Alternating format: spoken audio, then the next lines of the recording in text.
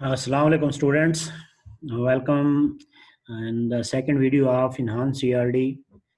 It's week 7 and we are discussing Enhanced ERD or Extended ERD. Already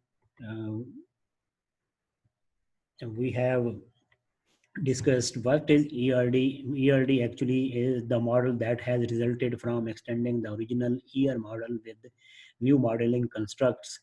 ये हम already previous video में discuss कर चुके हैं। उसकी नीड भी है क्योंकि हमें कुछ और कंस्ट्रक्ट्स चाहिए जो कि ईआर मॉडल का कंसेप्ट नहीं है।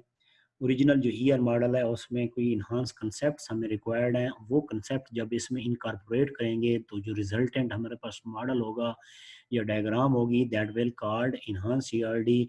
The model that has resulted from extending the original one.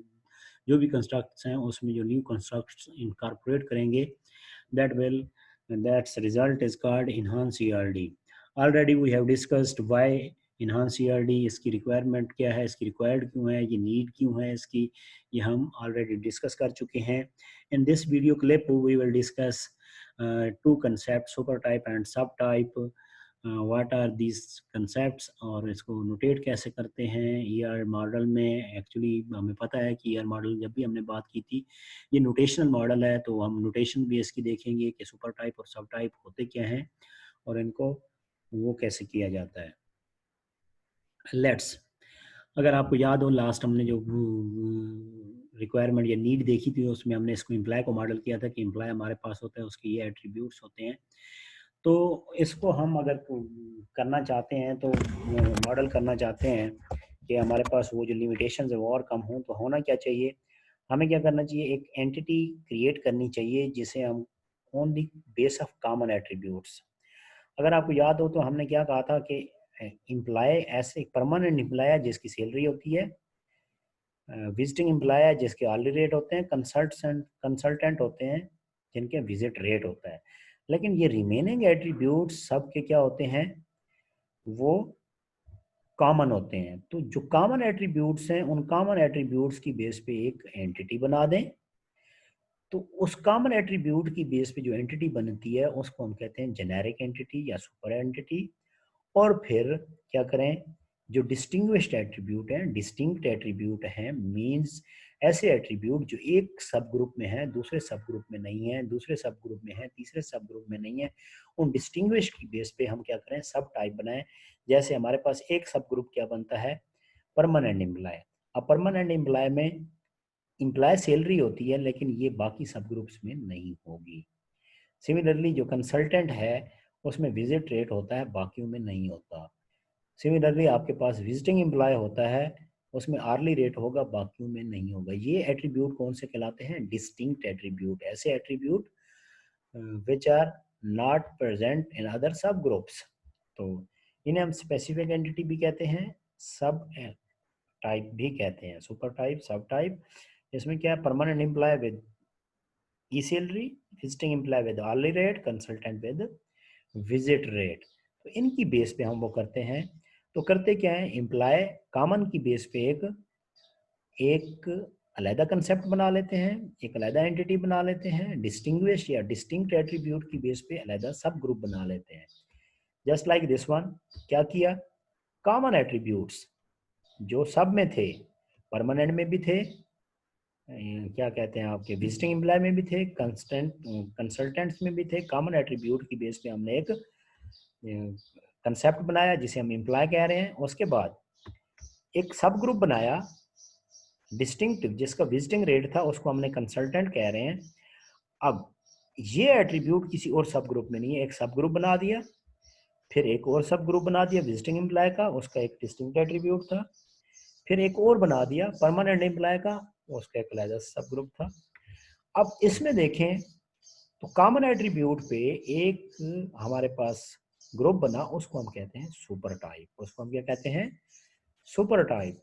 और सब ग्रुप जो बन रहे हैं इसी के सब ग्रुप, ये कंसल्टेंट है, विजिटिंग एम्प्लॉय है, परमानेंट एम्प्लॉय है, सब group on the base of distinct attribute, on the base of distinct attribute, distinguished attribute. ये एट्रीब्यूट दूसरे सब ग्रुप्स में नहीं होगा, ये एट्रीब्यूट दूसरे सब ग्रुप्स में नहीं होगा, ये एट्रीब्यूट दूसरे सब ग्रुप्स में नहीं होगा।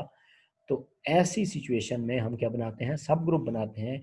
इन सब ग्रुप को कहा जाता है सब टाइप्स। क्या कहा जाता है, सब टाइप्स। तो हमारे पास सुपर टाइप क्या है, generic entity type that has a relationship with one और मोर सब टाइप्स। तो ये आपके पास क्या हो गई, super type, a generic entity type that has relationship with some sub groups, सब टाइप्स। दूसरी डेफिनेशन क्या है हमारे पास, सब type, a subgrouping of the entities in an entity type that has attribute distinct from other subgroup। ये हम already आपको बता चुके हैं कि सब टाइप क्या होती है, ये ऐसी ब्ला होती है, ऐसी चीज होती है जिसके सब डिस्टिंग्विश एट्रीब्यूट्स होते हैं, इनको हम क्या कहते हैं, सब टाइप। तो सुपर टाइप, सब टाइप की डेफिनेशन। और याद रहे, super types, sub types will exist on the base of unique या distinct attribute. If there will be no unique attribute there will be no sub group. अगर आपके पास ऐसा कोई सब ग्रुप है जिसका डिस्टिंक्ट एट्रीब्यूट नहीं है तो उसका सब ग्रुप भी एग्जिस्ट नहीं करेगा। ये हम अगली एग्जांपल में देखते हैं। एक और एग्जांपल जरा इसको नोट करें कि सपोज करें, लेट्स हैव अनदर सिनेरियो कि X Y Z motor sale motorcycle cars and trucks. ये तीन चीजें वो क्या करता है, सेल आउट करता है। तो मोटरसाइकिल के लिए वो क्या करता है, स्टोर करता है vehicle ID, price, engine displacement और व्हीकल नेम, ये एट्रीब्यूट्स हैं। और व्हीकल नेम को फर्दर उसने डिकम्पोज किया हुआ मेक और मॉडल में। ट्रक में वो क्या करता है जी, प्राइस स्टोर करता है, व्हीकल आईडी स्टोर करता है, इंजन डिस्प्लेसमेंट, व्हीकल नेम, ये तो पहले वाले हैं। लेकिन और कैपेसिटी और कैब टाइप, ये ऐसे एट्रीब्यूट्स हैं जो मोटरसाइकिल में नहीं थे। और व्हीकल नेम इसी तरीके से मेक और मॉडल में डिकम्पोज हो जाता है। कार के लिए आपके पास बाकी एट्रीब्यूट्स वो है, नंबर ऑफ पैसेंजर एक ऐसा एट्रीब्यूट है जो बाकियों में नहीं है। तो ये तीन सब ग्रुप उसने डिफाइन किए हैं। तो तीन सब ग्रुप्स को अगर मॉडल करें तो हम ऐसे मॉडल कर सकते हैं, कार मॉडल हो गई, मोटरसाइकिल मॉडल हो गई, ट्रक मॉडल हो गया। अब इसमें इशू वही आएगा, कार को अलहदा से आप बनाएंगे, ट्रक को अलहदा से बनाएंगे और मोटरसाइकिल को अलहदा से बनाएंगे। तो इसका इसमें क्या होगा, इसमें इशू ये होगा कि कार, ट्रक और मोटरसाइकिल में जो प्रॉब्लम होगी वो यही होगी कि एक दफ़ा डिफ़ाइन करेंगे तो दूसरी दफ़ा फिर डिफ़ाइन करना पड़ेगा, तीसरी दफ़ा फिर डिज़ाइन करना पड़ेगा।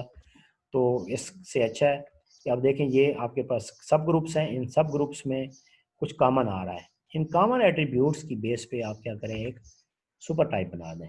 क्या बना दें, सुपर टाइप। ये चीज़ व्हीकल बन गई, क्या बन गई, व्हीकल। इसमें कॉमन एट्रीब्यूट्स आए हैं, क्या आए हैं, कॉमन एट्रीब्यूट्स आए हैं। और फिर आपने सब ग्रुप बनाया on the base of distinguish attribute. Number of passengers car का था, कैपेसिटी और कैब टाइप किसकी थी, ट्रक की थी। लेकिन यहाँ पर एक चीज नोट करें, मोटरसाइकिल का सब ग्रुप नहीं बना। क्यों नहीं बना, क्योंकि मोटरसाइकिल में डिस्टिंग्विश्ड एट्रीब्यूट ही नहीं है। तो इसका मतलब यह है, डिस्टिंग्विश्ड एट्रीब्यूट या डिस्टिंक्ट एट्रीब्यूट्स नहीं होगा तो उसका सब ग्रुप भी नहीं बनेगा, सब ग्रुप भी नहीं बनेगा। तो हम क्या कह रहे हैं, सब ग्रुप, ये जो ऊपर हम कह रहे थे, subtypes will exist on the base of unique attributes. If there will be no unique attribute, then there will be no subgroup. There will be one supertype on this, एक सुपर टाइप होगी और unique attributes के ऊपर बहुत सारे आपके सब group हो सकते हैं। तो ये आपके पास क्या है, सुपर टाइप और सब टाइप का कंसेप्ट है। आई होप क्लियर हो गया होगा।